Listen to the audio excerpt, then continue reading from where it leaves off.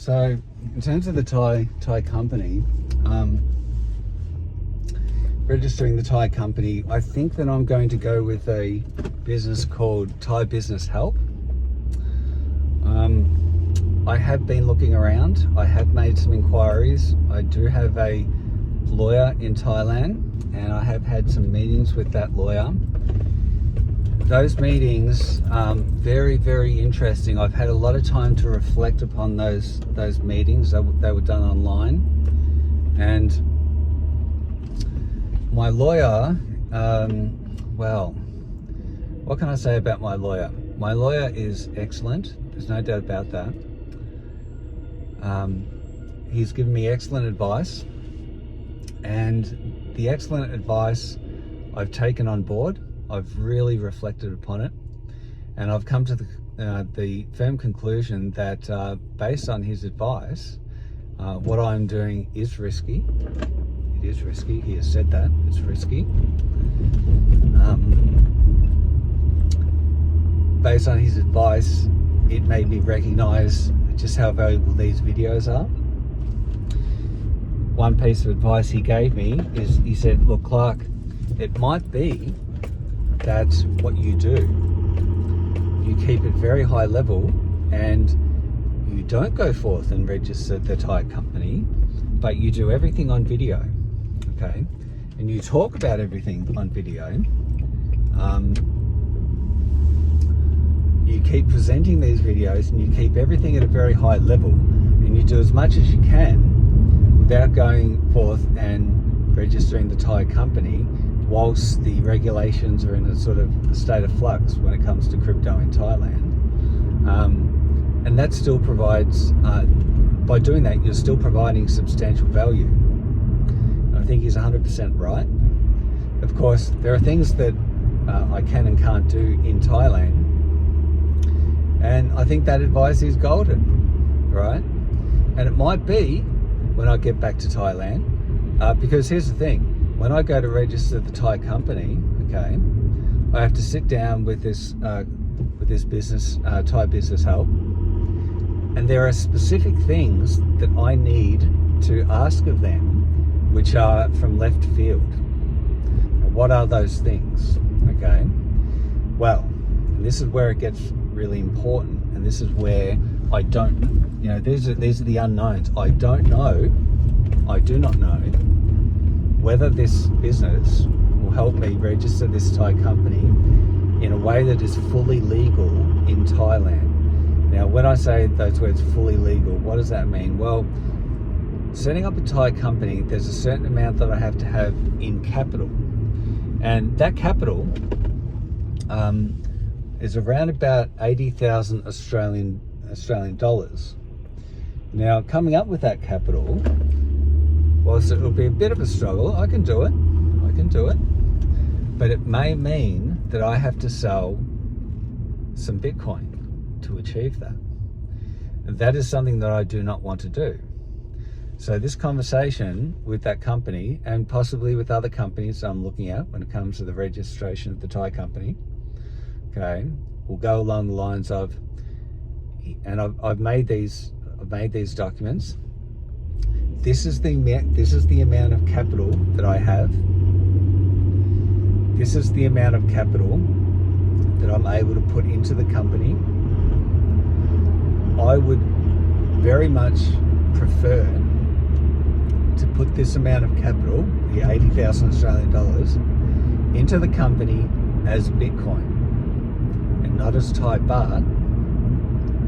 But what I would like to do is to keep it in Bitcoin, and at regular intervals, I would like to transfer it out of Bitcoin and cash out enough of that Bitcoin for the effective running of the company.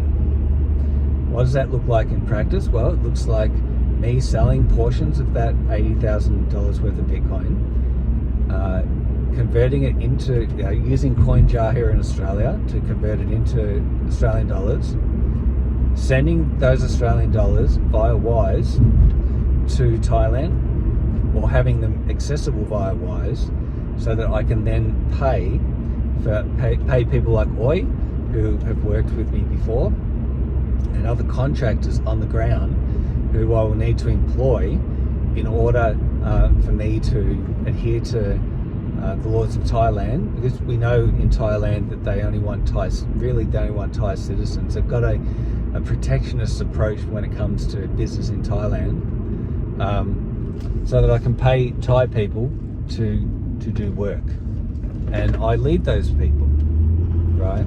Am I able to do this? I don't fully know the answer to that as yet.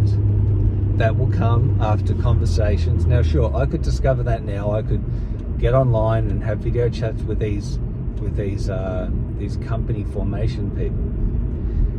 But I've thought about this, and what I would like to do is I would like to have those meetings in person in Thailand. I think that's really important, and I think that's really important because I want to be able to look into the eyes of those people, and I want to make sure that what we're doing is legal, and that we can do it, and that I'm not going to run into any problems doing it that way. Now, of course, MicroStrategy, the company that Michael Saylor runs, they do the same thing but on a much bigger scale, where they've put the majority of their corporate funds into Bitcoin. So their corporate treasury consists of Bitcoin. And INTJ Billing's corporate treasury consists of Bitcoin as well. So that's what I would like to do. And of course, then there's the intellectual property. The intellectual property has got to be transferred over to the Thai company.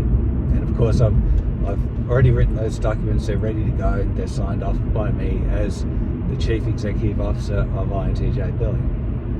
So this is what I need to do when I'm in Thailand. Now, of course, all this sort of stuff is, before we even get to the starting block of running the company in Thailand, right? So these are all the things that take up significant time and effort and cause distraction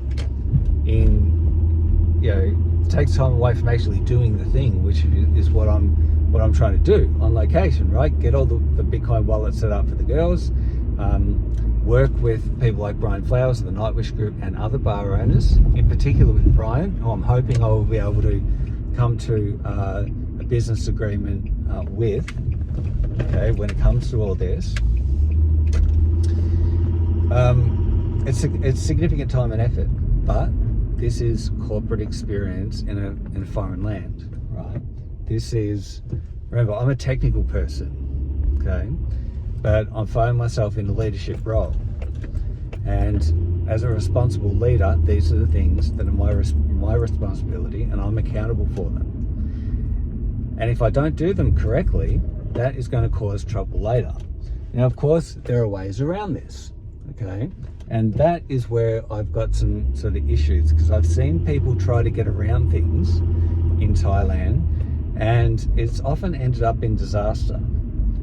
One example, registering the Thai company. I need a trustworthy Thai to work with, and that's why I'm hoping that my friend Lawrence in Perth, that he may come to the table and we may be able to work together on that.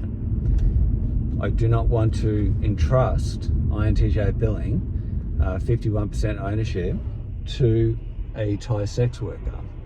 I am also reluctant to put that trust in a Thai lawyer, because I think it's better that a Thai person, okay, someone who I can consult with on the ground as well in Thailand and work with one-on-one, I think that is more beneficial doing it that way. Even though it does create more risk for me, I think it's important, and I think that's the way that I want to do it. There are ways that it can be set up. So it's the lawyer that holds the 51%, and I understand that process, and I have looked at that process. Some fees that I've been quoted, though, to register a Thai company in that manner have been 10,000 Australian dollars plus $700 a month. I think those fees are high. I think that I can utilize that amount of capital more effectively by dealing with a different set of lawyers and a different company formation group of people. So there's a lot of this sort of stuff that I've been thinking with, that I've been grappling with. I mean, you know, we're talking about working in a foreign land here. It's not Australia that I'm talking about. This is, you know, it's Thailand. So all this sort of stuff is really important, and I've got to get it right. Okay.